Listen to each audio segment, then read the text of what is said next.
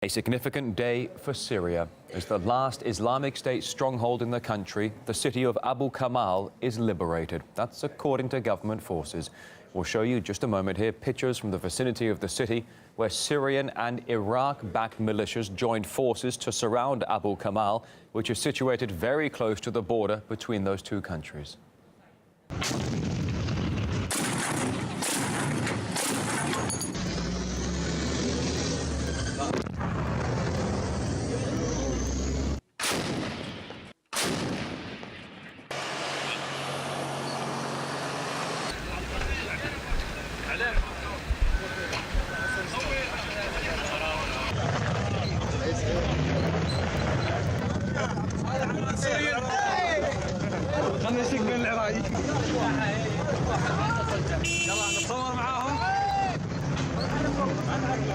Forces from 4 countries participated in the joint operation to liberate the city, which saw heavy clashes over a number of days in that area.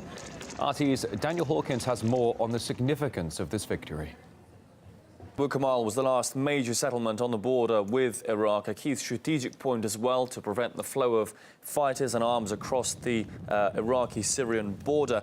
Why is it significant? As we mentioned earlier, it's one of the last strongholds of ISIL in the region, one of the last of the self-proclaimed caliphate. Now, just 2 years ago, ISIL controlled more than half of the territory in Syria. Now they're located in just a few desert areas, controlling some villages and some other isolated posts in Iraq and in Syria as well.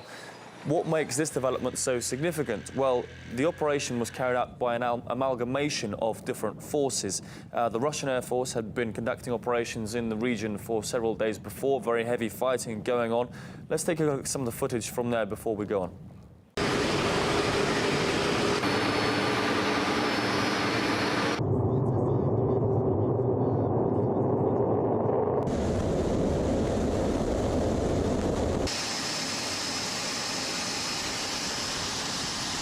That was the operation in the skies. On the ground, of course, the Syrian Arab army with its Shiite militia allies and Hezbollah did a bit of dancing from the west. From the south, we've had the Iraqi Popular Mobilization Units, the militias allied to the Baghdad government. They crossed the border to help their Syrian allies retake that very key area as well. Now, this information is coming from local sources, from local commanders, local media. We're still waiting on an official statement from Damascus and from the Russian Foreign Ministry. We'll try and get that as the day goes on. Many are asking what comes next. Now, as in northern parts of Syria, this latest development brings to a head many groups with very different interests. The Syrian army, allied militias there to the west of the Euphrates, the SDF, Syrian Democratic Forces, they're backed by Washington, a coalition of Kurdish Arab militias, they're pushing in from the north and from the east, a very key area with the oil fields located there. It's unclear how Washington's position will pan out as well with support for the SDF. So there's a lot of negotiation, compromise, reconciliation to happen once ISIL is fully eradicated from Syria. And we'll see how that pans out over coming weeks and months. We got reaction from experts on what the latest development does mean for Syria. That's a huge knockdown of territory. And yeah, I would say it looks like it's almost washed up for ISIL.